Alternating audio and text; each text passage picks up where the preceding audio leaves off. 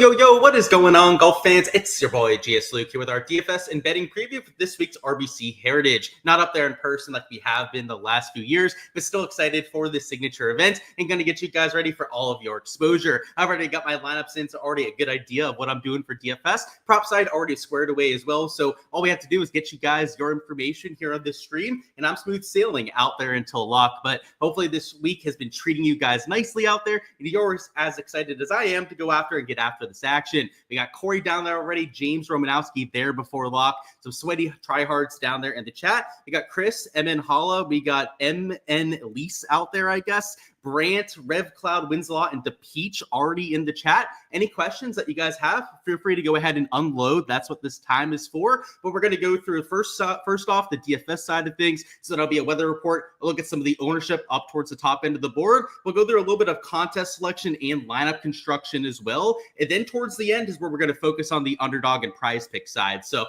just to give you guys a little bit of an idea of what is to come, and go ahead and not waste any time at all and start it off with a look at the weather. So the weather over the first few days is usually a talking point to go through. And for tomorrow, it looks a little bit cooler for the first few hours, but also a lot calmer out there for the first 5-6 hours. So your earlier tee times tomorrow are going to benefit from some pretty much pristine conditions, but maybe your first few groups out, which could be playing in slightly cooler temperatures, might be ones to avoid.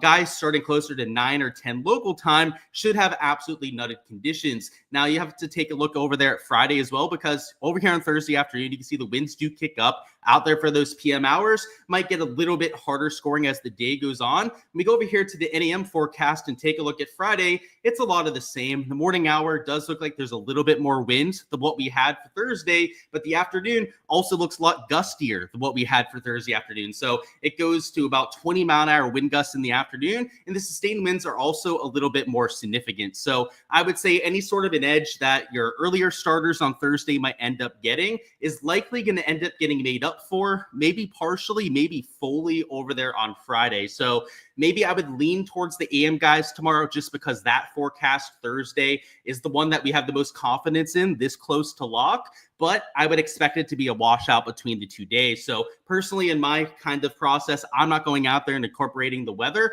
I'm playing it pretty straight up, not stacking out there in either direction. Now, because I'm playing 150 lineups, I'm going to have a few that have 6 of 6 in either way, but that's just going to be by common chance, right? Not by me going out there and forcing in players from one side or the other. So maybe it's closer to 5-10%. I have to double check on my player pool analytics after I get off the live stream here, but it's probably going to be like 10% by default that is stacked in either direction. And if that's the case, I'm pretty comfortable out there with my exposure. So that's the weather. Golf course really hasn't changed quite a bit. The one thing I'll say is that from the weather reports around Hilton Head is that they haven't had a lot of rain recently. So, it's not even just this week, but if you take a look at the entire month here in April, they've gotten a lot less rain than what you would typically have at this point. So it might be a little bit firmer and faster than what you had last year, where it was a lot softer. You had some low scoring around at Hilton Head. And unlike some of the harder golf tournaments that we've seen here over the years, last year was a lot easier for that reason. So when we get to the prop side later on sites like Underdog and Prize Picks,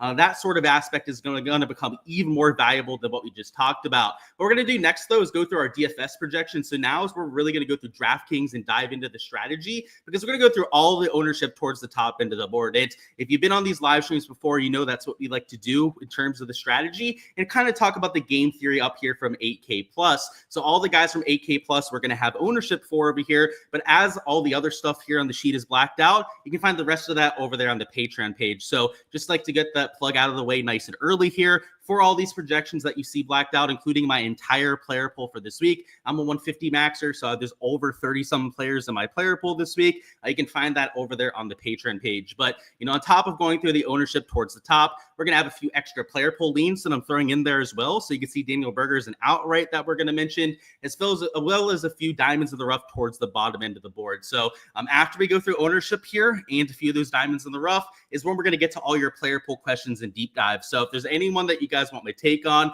now's the time to go ahead and throw those down in the chat. And we'll be getting to that here in the next 5-10 minutes. The ownership towards the top end of the board is very predictable with a Scotty Scheffler. Without Rory McIlroy in the board, there's not really anyone to compete compete with his ownership. So he's always going to be towards the top end of the 20%, if not even to the 30% range out there with his ownership. And I think depending on the contest you're entering, it could fluctuate up or down from this number. For example, in some of like your higher dollar single entries, it wouldn't surprise me if he was well over that 30% mark. Whereas in some of the GPPs, especially some of the smaller stakes stuff, I could see him being closer to like 26, 25%. So these ownership projections, right, are meant to kind of give you the consensus out there for the industry. Either way you shake it up, he's going to be your highest owned player that you have. So kind of know that before you go out there and build lineups, where it gets a little bit more interesting from the ownership perspective, because, you know, he's 2K more than every other player. He's clearly the best player that we have in this kind of field. So I think it makes sense that he's getting that kind of steam.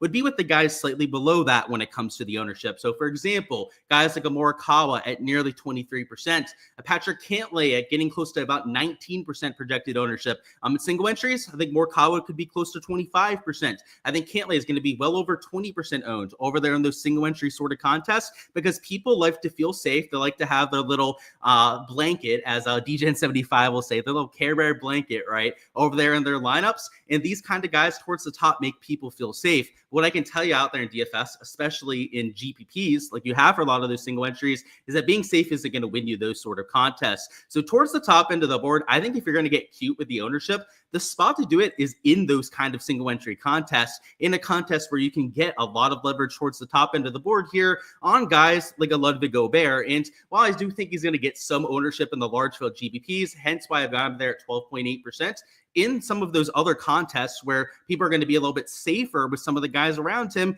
he could be close to 10% owned, if not even into the single digit range when it comes to some of that ownership. So a few other guys that could get squeezed would be like a Shane Lowry, I guess. They're at $9,600. He's tracking for one of the lower ownership numbers that we have here. And then it's not going to be squeezed too much on guys like a JT, but like even in those single entry contests, if he was closer to like 11, 12% owned in those sort of formats, it wouldn't surprise me because of the ownership dynamic up top. So that's the ownership from 9K plus, I guess from 10K plus specifically with a lot of those kind of players.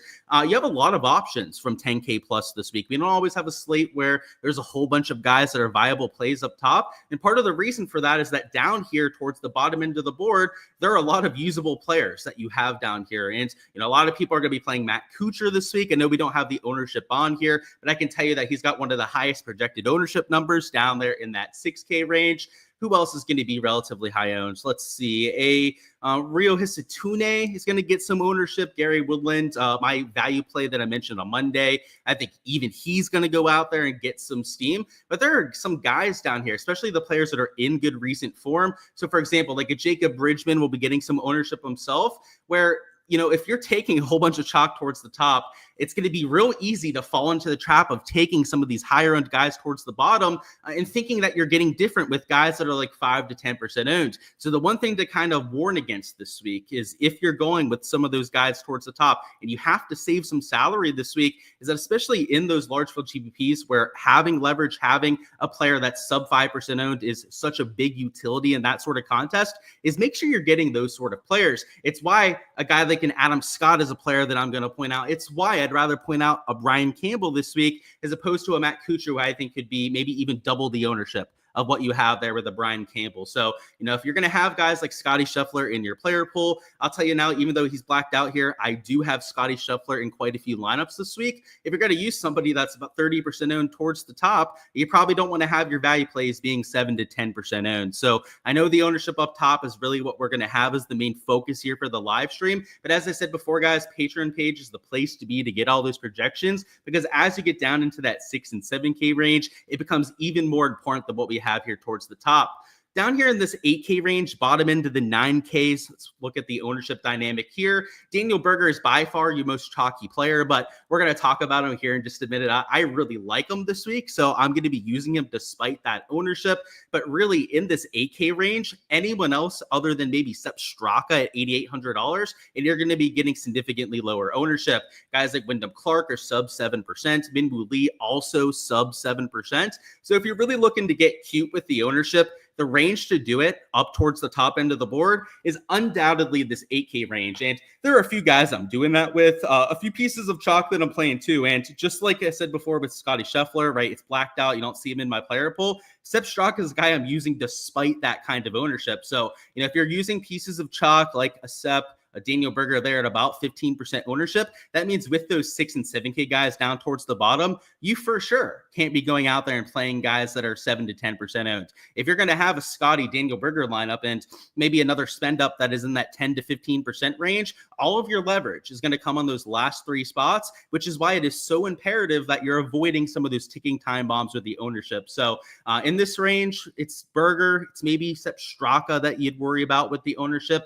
Outside of that, a little steam over there in guys like a Hovland to Sungjae Im, but the rest of the range in that single-digit ownership range, which makes them all guys to get really easy over the field on. You take them in 20, 25% of your lineups, and you're going to have a bunch of leverage right there, perhaps even close to that 3x leverage on a few players. I still like myself some Jordan Spieth, but the player I wanted to add to the betting card that I'm going to mention over here on this Wednesday live stream is a Daniel Berger here at $8,300. I bet him at 50 to 1 to win this event, and a lot of it comes down to the course fit. He's accurate off the tee, which is what you need at this Pete Dye design. He's got great iron play, really good form heading in. I mean, really just look at the modeling across the board. Top 15, top 20 player in pretty much every category. He putts well on the overseed, and his course history, though it's not a lead around here, he hasn't played here a bunch over the last few years, but historically, if you look back a little bit further, he's had some good results around this golf tournament and around the Harbour Town Golf Link. So I'll play him there at $8,300 despite some of that ownership. But that's really the one argument against him. And the only argument against somebody is going to be the ownership. I'll play them in some lineups, but as I've said 1,000 times here before, and as my guy Tambo says over there at Ship It Nation, it's not who you play, but it's how you play them. It's not the combination of 6 guys that matters a whole lot more than if you're using a chalky Scotty Scheffler or if you're using a chalky Daniel Berger. And heck, even if you're using the 2 together in a lineup, you've still got 4 other spots to go out there and get your leverage. So just make sure you're very intentional about mixing that in. A few other players I wanted to point out as extra value plays towards the bottom. But first off, being Adam Scott here at 6,500. So you can see that he is sub 5%. In fact, I've got him closer to 4% owned over there in my projections, which I've got to say, guys, if you're looking for accurate projections, my Patreon page is the best place that you can look for that sort of stuff. I've done the numbers on them. I've posted them on Twitter X before, doing an expose on the different sites out there. Not only do I have the most accurate projections when it comes to R squared, but the other sites can't even do it right when it comes to their salary. Like they spend too much salary or spend way too little salary out there with their projections, which by the way matters, right? That's because if you think about it, if they're spending too much salary, that means the guys towards the top, they have it too high ownership. If they're not spending enough salary, right, that means that their guys towards the top aren't getting enough love over there in their projections. But it's not even just that. Sometimes they don't even add up to 600%.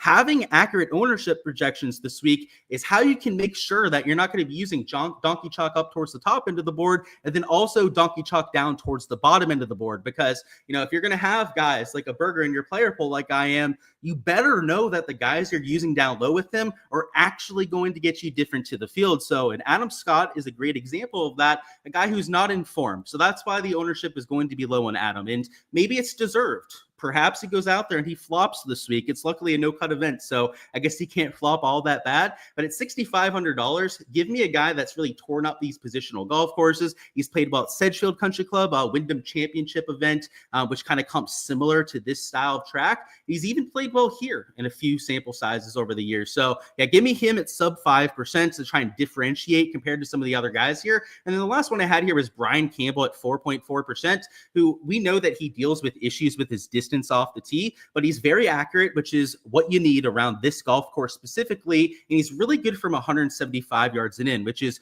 where a vast majority of your iron shots are going to come. So there at $6,000, he's the kind of player that I'd rather use down low than, and I know Matt Kuchar's course history is elite, and I'm using Matt Kuchar in some lineups. So, I like to be fully transparent when I'm talking crap about certain players. Like I'm still using them in lineups, but if you're trying to offset some ownership towards the top, which is the case in that big 5 $25 or $20 GPP, the Brian Campbell is, in my opinion, the better play between the two. Now, does that mean Brian Campbell is going to beat Matt Kuchar this specific week? No, right? No one has the crystal ball and knows exactly what's going to happen. But I would say the hit rate between those two players maybe slightly favors Kuchar just because of that course history. But you're talking about 1, maybe 2 percentage points in either direction. Like maybe it's 52-48, right? Between those two different players. And you're talking about not quite double the ownership between a Campbell or a Matt Kuchar, but it's getting close to double that ownership there. And, that 1-2 percentile difference between the two different players, right, shouldn't lead to the other guy getting nearly double the ownership in the steam,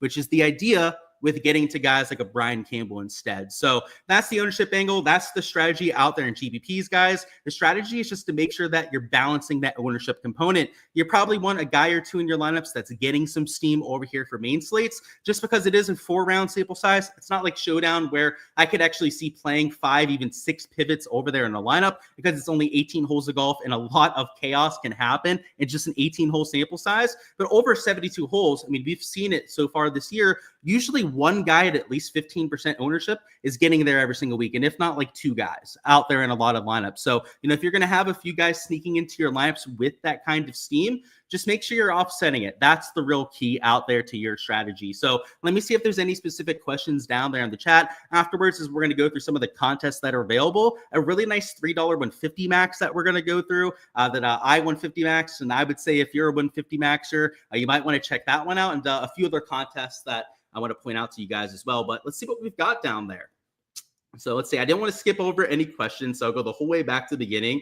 Any Corrales picks? So we're not going to go through like a specific breakdown over their team money, but I did bet Potgater at 50-1, and I also took Thor Bjornsson at 60-1. So depending on the odds that you can get, maybe you want to tail one of those two, but that's what I've got for Corrales right now. What's going on, Mert? What's going on? Easy down there. Hope I'm having a great day. I am. Cheers to you. I just finished up all my stuff and I forgot. I poured myself a little Crown and Coke over here to celebrate being ready for this golf tournament. So cheers to you guys. And completely forgot I even made this drink. So let's get on that. Get on the Patreon, says Dave, doing the Lord's work over there in chat. I appreciate you. Mac Hughes thoughts. So he's actually a guy that I was thinking about pointing out to you guys here. So I like the question a lot. I'll get to it. So Mackie Hughes, extremely low owned, especially compared to like the guys around him. So he's blacked out there, but I'll tell you that he's well under 5% owned. And you've got guys like Ryan Gerard next to him that I've got well over that 5% ownership mark. So just like the Kuchar play towards the bottom, I think Ryan Gerard's a decent play this week. In fact, I'm using Ryan Gerard in some lineups.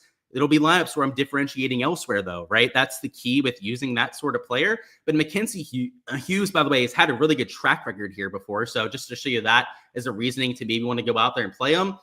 Maybe not the last few years, but past this 5-year sample size has had a lot more success. And he's had a lot of success at comp courses to what we have here. So in the past, some top 25s, but he's won at the RSM Classic. Sea Island, one of the comp courses that I'm using for this week. And even like the Players Championship, he's had some success at. And let me look at the other comp course. What was the other one? It was Colonial Country Club, the Charles Schwab.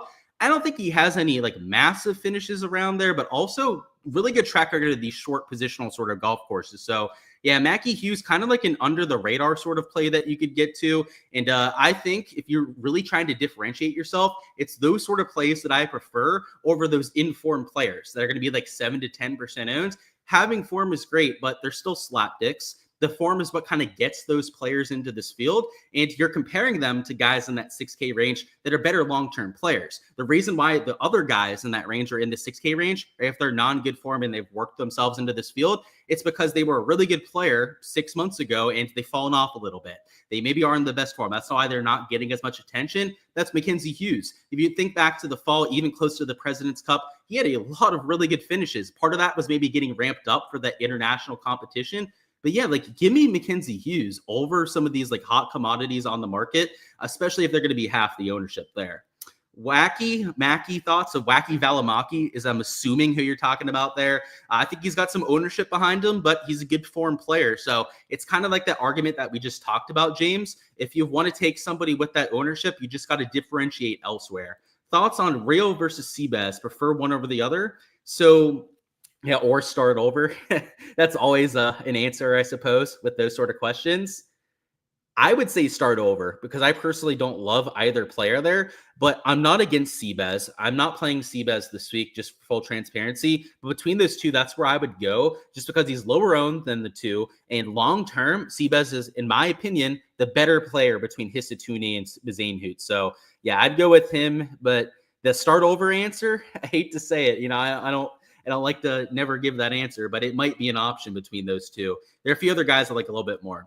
Nick says, you would appreciate my thoughts on Aaron Rye. So the ownership was sneaking a little bit higher than where I wanted it, Nick. I thought that he might be a little bit overlooked because, in my opinion, he's overpriced compared to where he should be this week. But enough people and content were talking him up where I think that he's going to be higher around than where he should be. So he's not my favorite play this week, Nick, but he's a good course fit. It's kind of why I was hoping he wouldn't get that kind of steam because he's great. He's an accurate player. He's a good green and regulation percentage player. If you saw my course breakdown, those are two key stats that I'm looking for. Outside of that, though, like it's not like he's a 10 out of 10 play. Like he was a solid lean for me, like a 7, maybe 8 out of 10 out there if I had to just quickly give you a rating on it. That's why I'm kind of bummed out that the ownership's there too. What's going on, Antonio? Former winner Matt Fitzpatrick. He's kind of rounding into form too, Harrison. So I would say that I've seen much crazier plays than getting to a Matty Fitz this week, especially at a course that he feels comfortable at. It's not even just the win. He's mentioned in the past vacationing at this golf course, having familiarity even as a child playing around here. So, those kind of narratives I think can be overblown, but not so much when you actually win an event. You're here. Okay, Jay, better to have you late than never. What's going on? Big Luke gang. Amen to that. Cheers. What's going on, Prep Drone? Who do I have the most faith in shooting under their strokes for the morning wave? Oh boy. We'll talk about prop stuff later, Brian, but I don't know if there's really any one player in particular that I have the most faith in because at this point, I don't think I have any unders on strokes placed. So that's why that's a tough question for me. Dunlop winning the whole damn thing. Let's go. I don't know about that one, Prep. He could be a low on flyer play for you, though. But if you think he's going to win, you might need to put down the pipe. Who's my pick to crash and burn this week? So I love these kind of questions, the more unorthodox ones that we get down there in chat. I'm going to make it someone towards the top because what's the fun in me saying a Nick Dunlop goes out there and shoots plus 10 again? Like that wouldn't be so much as a hot take this time. But going through the top end of the board, who would I think is going to maybe crash some lineups?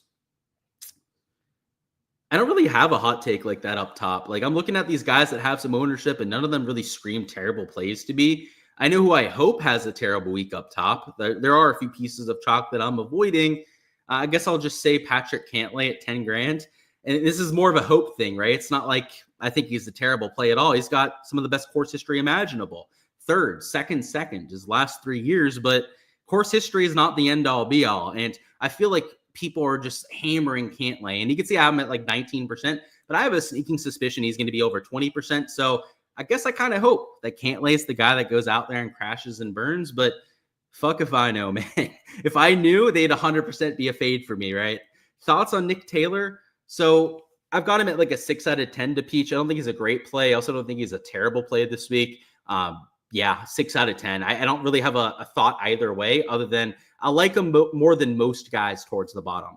Thoughts on Wyndham Clark as a GPP pivot in that range? Yes, sub 7% ownership. That's really the main thing for playing him, in my opinion, because it's not the best course fit.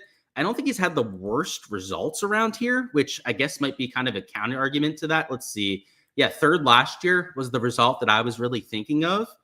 Yeah, I've seen worse plays. Like, I didn't think he was going to finish in third last year. Now, do I think it's likely that he backs it up in back-to-back years? Probably not. But he also won at Pebble Beach, which is another short positional golf course. So, guys like Wyndham Clark that are just very talented, high upside players, guys that make a whole lot more birdies than the other guys around them, are going to be live regardless of the course they're playing at. Who's a good pivot off of Berger? So I think Wyndham Clark would be that guy, or even a Minwoo Lee down here at $8,200. So let's say you don't have that $100 to spend. I know he doesn't have any course history here, at least good course history over his last 5 years, but he's been in great form recently, right? He's one of the best players over the last 4 or 5 events. Lots of top finishes mixed in there. And kind of like Wyndham, you wouldn't expect him to have the best course fit around here. But if you need a pivot, if you like some of the guys with ownership towards the bottom, then yeah, Minwoo might be a way to get off of that. I have any no-cut specialists. Xander used to be that guy, Chris, but I don't really subscribe to that theory all that much. Some of those narratives that people throw out there. But yeah, it used to be Xander Schauffele. Recently, though, no one kind of stands out. At least, maybe I'm sure there's got to be a few, right? Somebody's running the trends out there on no cut events. But yeah, Xander a year or two ago, that was a thing for anyone that I'm fading after their Masters performance, or do I think anyone's too fatigued mentally? I don't subscribe to many narratives like that, Antonio. So I'm just going to hit you with the no on that one. That's usually my go-to with like these no-cut specialist questions like that. I'm a data guy, right? If I don't have actual tangible data that I can go out there and work with, then I'm going to have a really hard time wanting to incorporate it, because there's always the question of like how much you incorporate it. You can say, sure, like Rory McIlroy, if he was playing this week, would be mentally fatigued. Everyone agrees with that, right? The question, though, is how you incorporate that. Do you subtract him by 5 fantasy points? Do you even subtract any points from him? Like, is this just all mumbo jumbo and we're making up with these narratives? That's the question. And it might not even be a 1-stroke difference. It could be a 4 or 5-stroke difference if he's truly that jet lagged. In this case, just fatigued from all those, emotions being exhausted. It's tough for me, man. So I stay away from that kind of stuff mostly. He said, "You're the man for doing the content and hooking everyone up for free." Yeah, I got you guys, Chris. It's I've been doing this for a while. It also lets me talk about my Patreon page and what I do over there as well. So if you guys want to support the content that you're seeing, right, give all of this free content out there to YouTube. Of course, right, I can't give you guys every single projection, every single piece of the player pool that I'm going with, but that's what the Patreon page is for. So you guys can check it out over there, support the channel that way, and yeah, get all the extra content. And like I said, every player's posted over there. It's not even just like the few guys that we talk about. What's going on, Kevin, my friend? Absolutely. Always great to see you down there in the chat. He said, "You changed jobs, but you can never catch me live." Yeah, man, I know it can be tough with the schedule sometimes, but always great to have you as a part of the replay crew, and glad to have you here tonight, right? What's going on? Dave says, "Thanks for the great insight. Thoughts on Glover?" Yeah, so Glover, I like as a little bit of a bounce back candidate. It feels like he's lower owned than he should be because of what he did at the last few events. He's been highly owned because of the iron play, the few spike putting performances that we saw from Lukey Gloves. But now that he's shown a little bit shaky form the last few times out, I think this is the good buy low spot for him. So yeah, give me some Lucas Glover this week, a guy that I am using in lineups. Fisher flown belly up this week in Rays Creek. Oh, no, I hope that's not true, Corey. It might be a baluster and his piss that caused that, huh? Is this an underrated golf course to me? You always love this tournament. Yeah, so I've always said, Antonio, that if I had to pick a golf course to play on the PGA Tour and prestige was kind of taken out of it, it was just like actually the golf course at hand, it'd be this one, because I feel like I could score around here. It's not overly long. There's a lot of run out in the fairways. They're very firm and fast with I think it's sand capped out there in the entire golf course. So you get 20, 30 yards run out when you don't have a whole lot of rain. I love those kind of golf courses. I hit those low knuckleballs, driving golf shots. I don't carry it 300 yards. I'm lucky to carry it 260 when I really catch one. So that rollout, those sort of golf courses are my kind of thing. And the other part about it I really like for the professionals is the shot shaping aspect. When you miss around here, you're not completely dead, because all the trees, they have branches high enough to where you can hit a golf shot. But if you're going to get it on the green from under the trees, you're going to have to hit a big sweeping hook. You're going to have to hit a big slice around a tree. They go out there and pull it off. So guys like Justin Thomas, Akshay Bhatia, players I bet this week for a reason, are at an advantage when they go out there and do so. And coincidentally, that's something that I'm really good at myself. I'm not, like I said, I'm not a bomber that carries it 300 yards. A couple of my buddies are that are plus handicap players. I'm more of that short game specialist and good putter that goes out there and gets it done, which is crazy to say that I'm a good putter now, but it's true. 3-4 years ago, I was putting like Lucas Glover, but I've made it a strength recently. So I got to say, dude, that's like the nicest thing to say. I could not have said that 3-4 years ago, but I have made the putting so much better recently, especially the last time out that I played. Any interest in a low-owned Aubert? So personally, I like a few other guys around him more, like Scotty Scheffler, but you hit the nail on the head. If you need a low-owned play towards the top, he is that guy. Did I talk about JT? We all know who will be his caddy. Yeah, it's Griner who will be the caddy this week. So Max Homa's old caddy will still be on the bag for JT, and I bet him to win this week. So I love myself some JT. Was just talking about that shot shaping aspect. That was the main reason I bet him, and the event history here. If you take a look at the event history, kind of like Cantlay, Ray doesn't have as long of course history, but he has that top 5 finish last year. And then 5 years ago, also had a top 8 finish around this golf course. So I like him quite a bit here.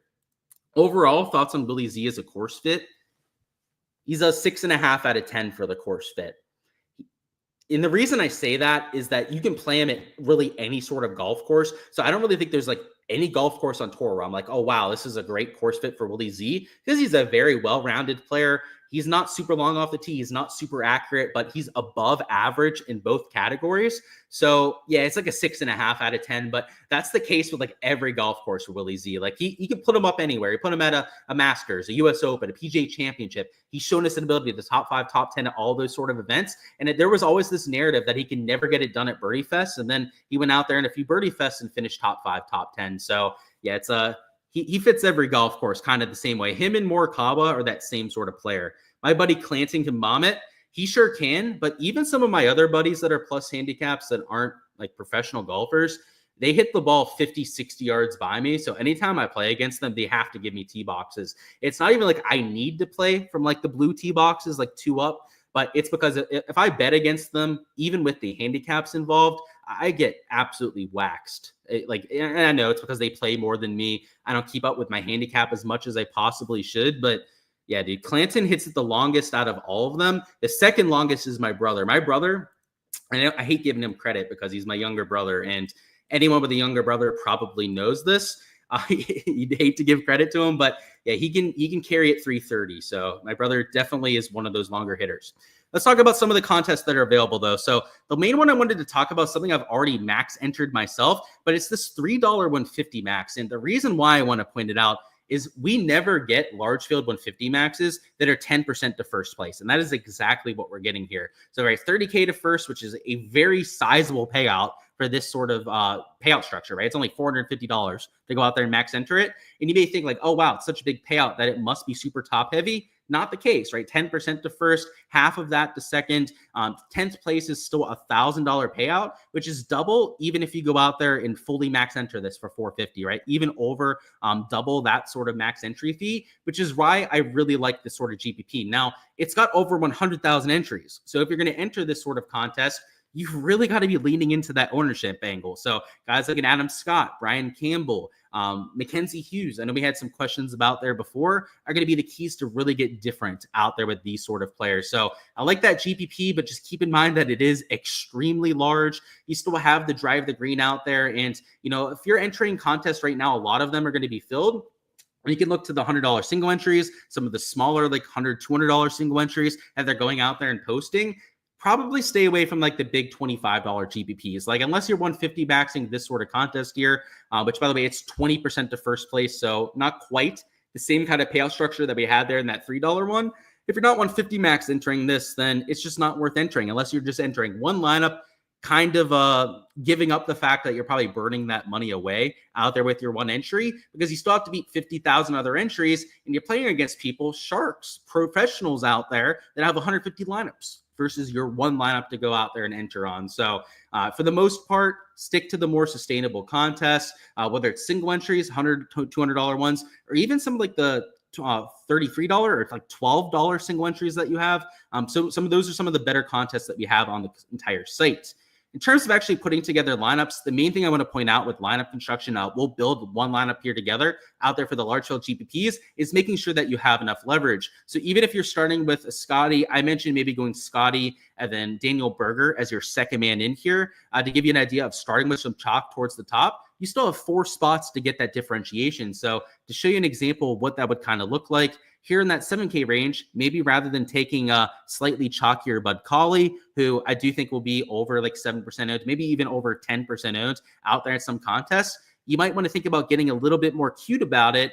And let me double check my projections actually over on the other tab. So one second here, guys, because I do want to make sure that they're at most about 7% owned towards that portion of the board. If we're going to find somebody that I'm actually using this week, a Keegan Bradley is a little bit higher owned than maybe I'd want there at $7,700, but he's about 7.5% owned over there in my projections. So he's far from chalk at that portion of the board. Our next man in towards the bottom end of the 7K range, maybe that's where you go with like a Will Zalatoris. Zalatoris is getting some ownership, but he's not like a mega chalk at that portion of the board. And then for your last 2 people in here, right, about $7,000 remaining for your last 2 spots, as long as one of the two is going to be sub 5%, then you're probably good out there in your large field GPP. So, for example, trying to find a sub 5%er in this range is almost impossible. There's actually only one player that is sub 5%.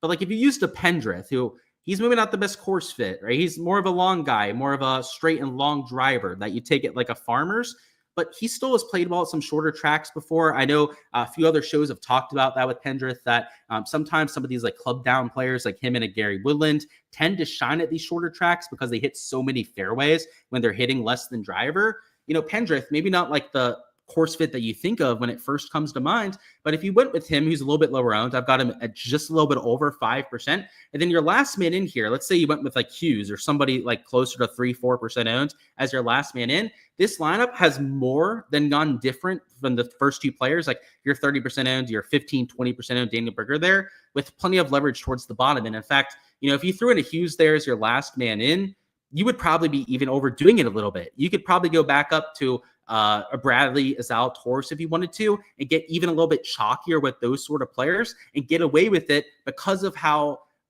what's the word I'm looking for?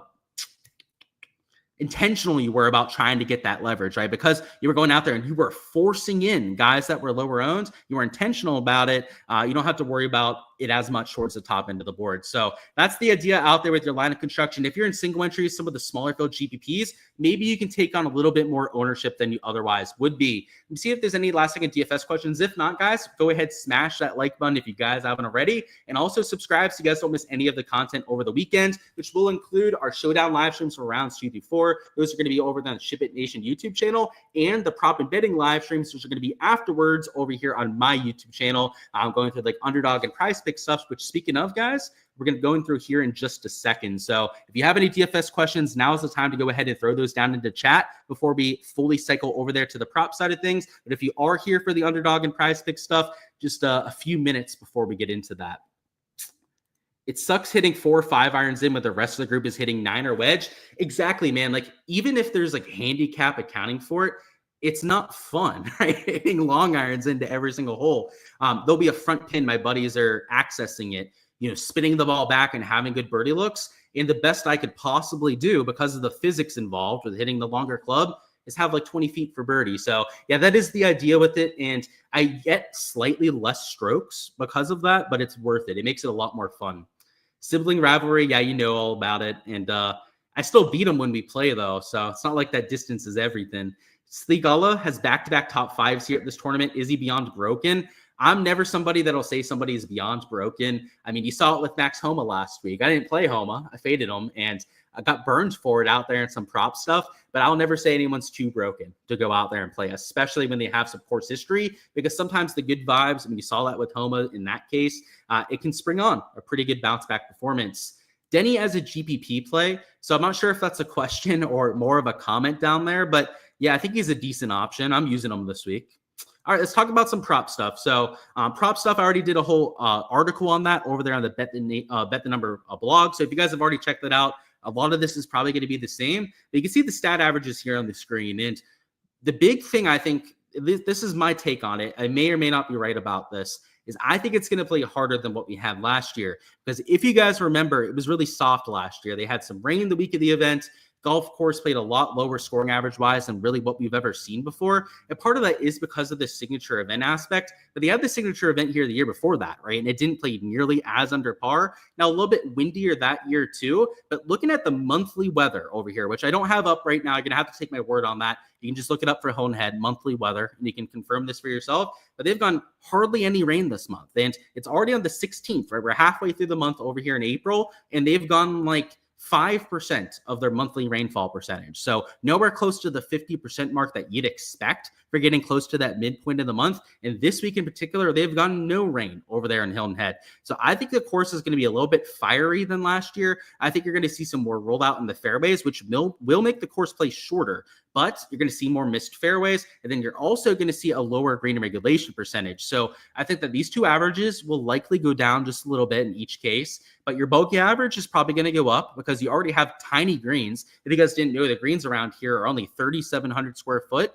And I think the birdie average, I'm not sure that one's going to change as much. If I had to guess, right, give you a lean in either direction, maybe it goes down a hair to like 4.05 per round or something like that. But the bigger category changes are, I think, going to be these bottom three and then maybe strokes, playing closer to like 1 stroke under par. Because when you take a look at the averages from this event over the years, it has played closer to 0.5 under, like 0.7, 0.8 strokes under par at times. There's even been years with really nasty weather where it's gone close to even or even a little bit over par out there from round to round. So I don't think it's a massive hot take to say that last year's historically easy scoring average around here is going to be hard to reproduce if they don't get a whole bunch of rain during the week. Now, we always add that if at the end, that added caveat with that rain, because if it does rain, soften it up again, they're going to go out there and nuke this place to death, right? Maybe shoot 20 to 25 under par for your winning score. However, if they don't get that sort of rain, it could be something like 15, 16 under par that ends up winning this kind of golf tournament. So that's it from the stat average perspective. I'd expect these to get a little bit harder across the board. And what you may have seen over there in Underdog is that there are a few props that we've already played. First off was this Max Homa over on strokes, which was even money when it posted that on the Bet the Number blog. Now has this 0.9x multiplier. And the other one was Patrick Cantlay, who also we had a much better line on before. So kind of unfortunate that it's come to this, but Underdog is all over me when it comes to bumping these sort of props. But it was these two together. And when we ended up taking it over there on the Bet the Number blog, it was a 3.56x payout. So they've nerfed this completely down to a payout that I probably wouldn't even enter at this point. But of course, guys, just like I was saying there with some of the DFS stuff before, you can find all of the slips as I'm taking them over there on the Patreon page. But even more importantly, this slip was posted for free, right? You didn't have to be on my Patreon page. You didn't have to be paying me to go out there and get access to this. You just have to be following me on Twitter/X. So another thing to go out there and do if you guys haven't already, first off, subscribe to the YouTube, right? Make sure you're getting these as soon as they're dropping, but follow me over there on Twitter/X so you can also see those articles over there and Bet the Number as soon as they drop. And those are completely free of charge. I post the stat averages on there. I post the weather out there for round number 1. A lot of the stuff that I post on my Patreon page for my paying members to give them all the data that they need to go out there and have success round to round, I do for free over there and Bet the Number for round 1. Now, rounds 2 through 4, you've got to find that over there on the Patreon page or over here on YouTube when we do these live streams together. But the X/Twitter is another just free asset to go out there and add to your repertoire that you don't have to pay and go out there and charge for. So check that out if you guys haven't already. But we're also going to add a slip over here in Prize Picks. Right? I'm not going to leave you guys completely hanging if you guys couldn't catch those slips from earlier. And it's going to be a combo slip across both events. So the first prop is going to be this over on Matt Wallace strokes. We'll talk about Corrales after we talk about the PGA prop. Then I'm pairing it up there first. And then was it over on Justin Thomas birdies, I believe. Yeah, then I went out there and mixed that one up, mixed with. And you can see here with JT that he's over there at 4.5 birdies. Let me bring up Fanduel and Draftkings real quick. So they do have birdie lines posted over here on these other sports books. So that's why I'm going to bring up FanDuel and DraftKings real quickly so that we can look at some of the odds. One thing I look at when I'm trying to find plays over here for props is sportsbook odds in my favor. And that's not the only thing I'm looking at. I've said this before, but I'm not a slave to the plus EV value because even that is not going to make you a long-term massive winner when it comes to playing here on props because you're playing with an implied house edge over here on these sites, right? Sites like Underdog and Prize Picks, especially on like two-man slips like we talk about here in these live streams. Right? If you want to be on the Patreon, get more props to go out there and enter bigger slips. That's another reason why the Patreon page is a really good place to be. But on a two-leg slip, you've got like nearly minus 135, minus 140 odds, depending on the site that you're entering on in terms of your implied odds. That means like even if you're finding something like this JT prop, by the way, which we go down here to the birdie or better board, you can see he's minus 140 for the over. That is just getting us back to like even money, right? Like, so this shouldn't be like the only reason that you're entering props over here. It's, if we go over here to DraftKings, you'll see that Justin Thomas over here is minus 130 out there towards his over. So yes, while technically quote unquote plus EV value in either direction, what you want to add on top of that is a good course fit. And what you guys would have seen with the DFS section before is that he's somebody I bet this week that I'm using as a core play in DFS because he's had the top 5 finish here, also had a top 8 finish there 5 years ago, a bunch of other made cuts around the RBC Heritage. He seemingly really fits this golf course well. So they give me some form of Justin Thomas, one of the best iron players in the field, plus EV value and good course history, then that's why I'll go out there and mix in that sort of prop. So that's one thing I like to say over here with like teaching you guys how to take apart these prop boards is it should never be a one-pronged approach. plus EV betting can work, but as long as you have a big enough edge to go out there and sustain it, right? If you're entering two-leg slips, you better be finding props that are like minus 160, minus 170 odds, which you're just not going to find very often over here on Prize Picks Underdog. They know about plus EV betting. They've gotten burned by it by a lot of people over the last few years, including myself, like especially before they started to adjust their odds out there for the books. Now, though, they are very quick to go out there and adjust for those sort of odds. In fact, you saw that on the underdog side with those two props that bumped there, and also with a prop that I took over here on the Prize Pick side, like that Patrick Cantlay prop got completely ripped off the board. That was at 4.5 over here at Prize Picks. That was something I was actually going to enter in for another slip over here on this site. And they ripped that off as soon as that bumped from minus 140 to minus 150 out there in a few different spots. So that's why you always want to be trying to add another edge on top of that, what I call traditional analysis, going out there and trying to find plays that either fit that style of golf course or playing solid golf heading in. If you can find all three at the same time, which is what we have here at Justin Thomas, then those are the best plays that you can find on the board, at least of a positive stance play. On the other side, we have this fade with Matt Wallace, which if this was a PGA fade, right, it'd be a 3x payout. So I guess it doesn't really matter whether this was an over and an under that we took a Matt Wallace there. But this golf course at Corrales, I don't have the stat averages up there right there. It played 1.4 under par last year, a little bit easier than 1.4 under par. Historically, though, that is the easiest scoring average by far that we've had at Corrales. In fact, there's been years where it's played over par for all 4 rounds. There's been years where it's played closer to like 0.2 to 0.5 strokes under par. So the fact that you have all these guys, and by the way, it's a par 72. So unlike the par 71 that you have on the PGA side, for these guys to shoot a 68, like Matt Wallace would have to do to go under this sort of line, you have to shoot -4. Now, Matt Wallace is a past winner at the Corrales Punta Cana Championship. So they are giving respect to a past champion here, but this year he has been far from his best self, right? At best this year, he's been average out there in events. He has a couple near top 25 finishes, but also a lot of missed cuts here in 2025. So even if you give him a stroke advantage because he's a past champion around here, you're talking about gaining 2.5 strokes to the field to shoot -4, and that's based on last year's scoring average, let alone if it plays harder like we mostly see around this sort of golf course. Like usually it's closer to 0.5 to 1 stroke under par. If it plays to that kind of scoring average, he might have to gain 3.5 strokes to the field to shoot -4. That 1 stroke advantage for being that past champion here, right, isn't going to gain you 3.5 strokes to the field, right? There's another 2.5 strokes they're going to have to go out there and make up. And I think that 1 stroke bias at this golf course is probably even being a little bit optimistic or a little bit nice out there to a Matt Wallace. So that's the idea there with that fade. If it ends up playing way easier than expected, then maybe this isn't the best sort of lean. But I truly think that last year's scoring average is probably like around what you see for round number 1. It is worth noting that Corrales conditions do look ideal for tomorrow. So if we go over here to conditions, you're talking about sub 10 miles an hour wind pretty much the entire day.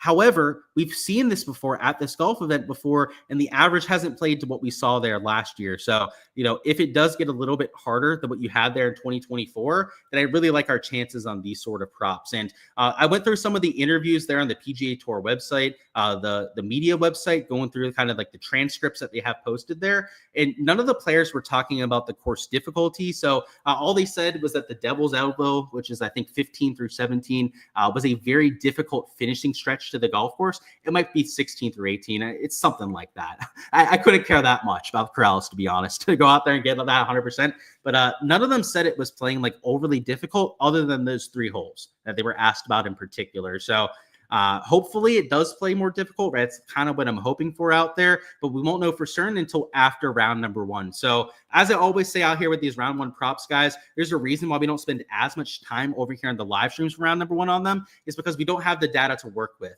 Just like the trends and some of the narrative stuff that we talked about before, unless I have hard data to work with, I have a hard time wanting to go all in on anything. And that includes over here on the prop side. Like, sure, we have the averages from last year, but these golf courses could play so much different from year to year, whether it's changes to the golf course, which you did have a few changes actually here this year over here to the RBC Heritage, a few bunkers that are going to be different here in 2025, or even just the firmness and fastness of the golf course that time of year that changes.